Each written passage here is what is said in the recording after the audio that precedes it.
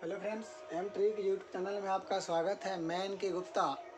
दोस्तों, आज का वीडियोज में हम लोग पढ़ेंगे प्राचीन भारत का इतिहास के संबंध में जो विदेशियों से जानकारी मिला है।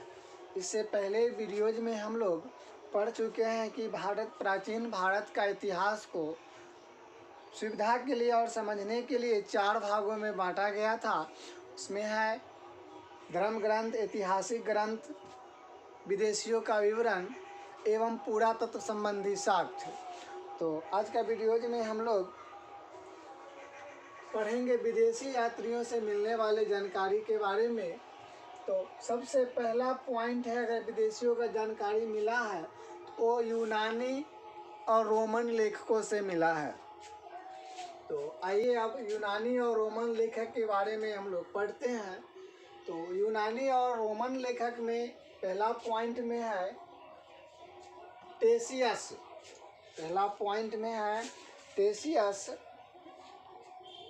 और टेसियस जो थे, इन्होंने ईरान का राजवैद्य था और इन्होंने भारत यात्रा में आए थे।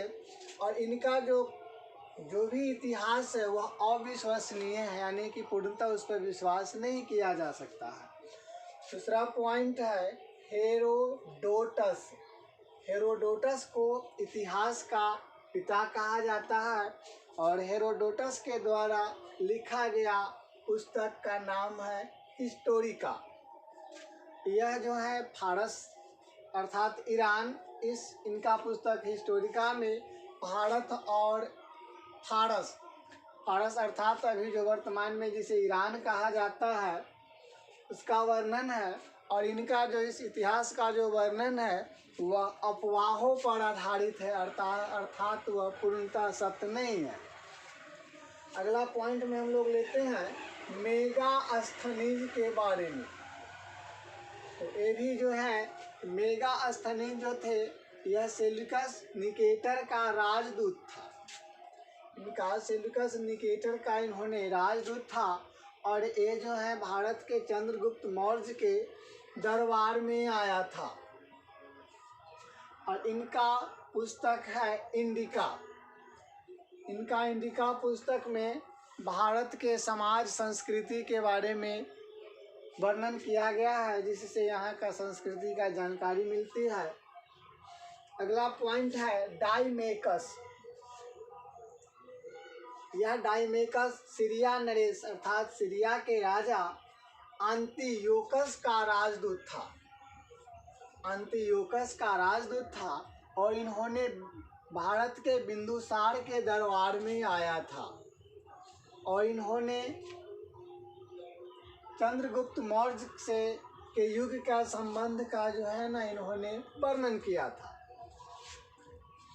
अगला पॉइंट हम लोग लेते हैं डायोनीसियस के बारे में देखते हैं।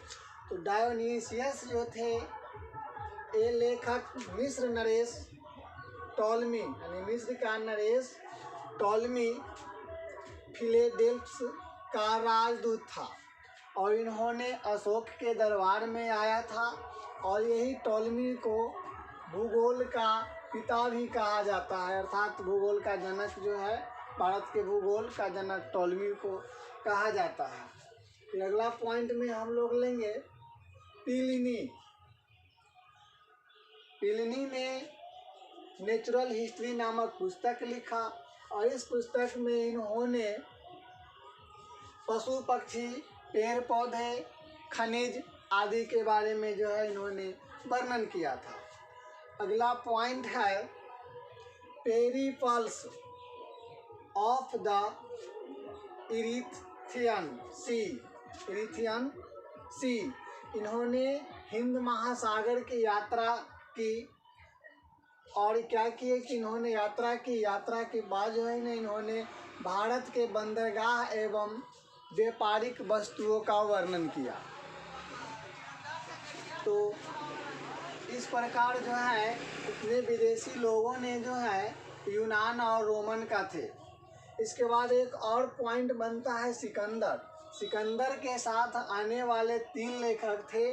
उनमें से एक थे निर्याकस, आनेस सी क्रिस्टन तथा अरिस्टोबुलस, ये तीनों लोग सिकंदर के साथ आने वाले लेखक थे और इनके द्वारा जो दिया गया विमर्श है वो जो है और लिखा गया पुस्तक जो था वह विश्वसनीय था, यानी कि उससे विश्वासतः जो है जानकारी मिलती है।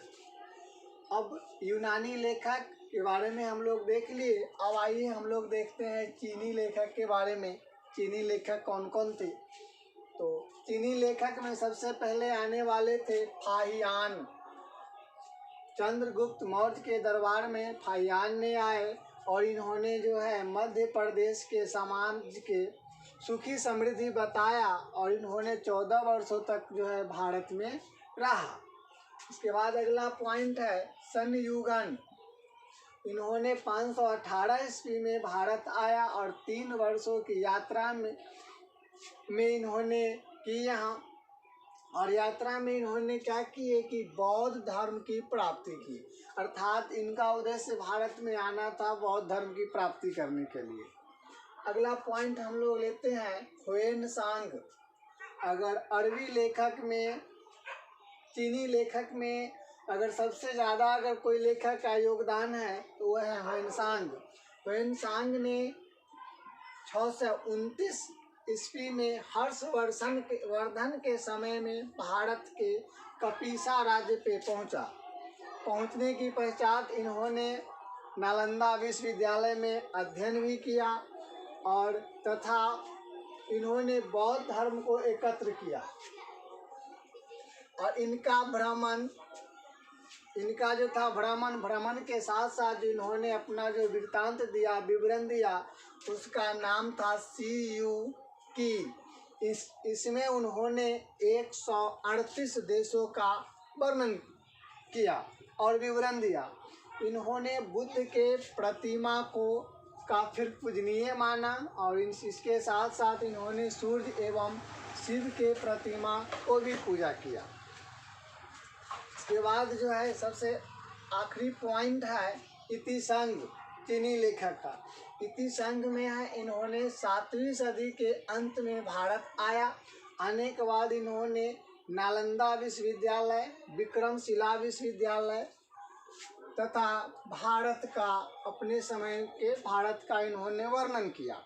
और एक और पॉइंट दोस्तों याद रखना है कि ह्वेनसांग के समय नालंदा विश्वविद्यालय का जो कुलपति थे वह थे शीलभद्र। शीलभद्र जो थे वह कुलपति आचार्य थे। नालंदा विश्वविद्यालय का शीलभद्र जो थे वह आचार्य थे, यानी कि कुलपति थे। इसके बाद अगला पॉइंट है अरबी लेखक का। अरबी लेखक में सबसे पहले भारत को यात्रा करने वाले थे अल-बरूनी। इन्होंने महमूद गजनी के साथ भारत आया और इनका पुस्तक जो था किताब उल हिंद, अर्थात जिसे कहा जाता है भारत की खोज। इन्होंने अपने पुस्तक किताब उल हिंद में मूर्तिकला, कानून, धर्म, रीति रिवाज, भार, मापतौल, विज्ञान, खगोल आदि का वर्णन किया। इसीलिए जो है अभी पॉइंट सब बनता है कि मापतौल का प्रणाली कहाँ से लिया गया है, तो अरब से लिया गया है, यानी अरबी लेखकों को द्वारा लिया गया है। अगला पॉइंट जो है इब्न बतूता। तो इब्न बतूता जो है यह है, इनका यात्रा वृत्तांत जो रहा वह रहा रेहला। इनको यात्रा वृत्तांत को रेहला कहा जाता है और इसने सामाजिक जीवन की जानकारी दिया, समाज को किस प्रकार जीवन जीना चाहिए और किस प्रकार रहना चाहिए, ये सब इन्होंने उपदेश दिया। और देने के साथ साथ जो है इन्होंने भ्रमण के पश्चात जाते जाते जो है 1333 ईस्वी में दिल्ली पहुँचे और दिल्ली पहुंचने के बाद जो है दिल्ली का शासक मोहम्मद बिन तुगलक ने इन्हें जानकारी प्राप्त व्यक्ति जान करके जो है इन्हें वहाँ का जो है न्यायाधीश बना दिया, अर्थात जज नियुक्त कर दिया। तो इस प्रकार से जो है हम लोग दोस्तों अरबी लेखक में 2 गो लेखक का वृत्तांत महत्वपूर्ण है। अब कुछ ले लेते हैं, कुछ अन्य लेखक है, जैसे में हो गए तारनाथ, इन्होंने तिब्बत का लेखक है और इन्होंने इनका ग्रंथ कैमूर एवं कैंगयूर एवं तैंगयूर की रचना की, जिससे जो है भारत का इतिहास के बारे में काफ़ी जानकारी मिलती है। इसके बाद एक और लेखक है, उनका नाम है मार्को पोलो। इन्होंने 13वीं सदी में पांड्य देश की यात्रा पे आया था और इन्होंने पांड्य इतिहास की रचना की, जिससे पांड्य लोगों के इतिहास के बारे में जानकारी मिलती है। तो इस प्रकार दोस्तों विदेशी यात्रियों से जो मिलने वाली जानकारी था वो इसी प्रकार क्रम में जो है इसमें जो किस प्रकार ने यूनानी लोग, रोमन लोग, चीनी लेखक, अरबी लेखक, इन लोगों ने कैसे कैसे अपने योगदान दिए, सब लोग विदेशी थे। तो इस प्रकार दोस्तों इसे आप स्क्रीनशॉट भी ले सकते हैं। लेने के बाद जो इसे आप अच्छे से समझेंगे तो इसे काफ़ी आप लोगों को हेल्प मिलेगा। फिर अब अगला पॉइंट हम लोग अगला वीडियोज में लेंगे कि पूरा तत्व संबंधी साक्ष्य से मिलने वाली भारत का इतिहास का जानकारी के बारे में। फिर नेक्स्ट वीडियोज में नेक्स्ट डे मिलते हैं। धन्यवाद।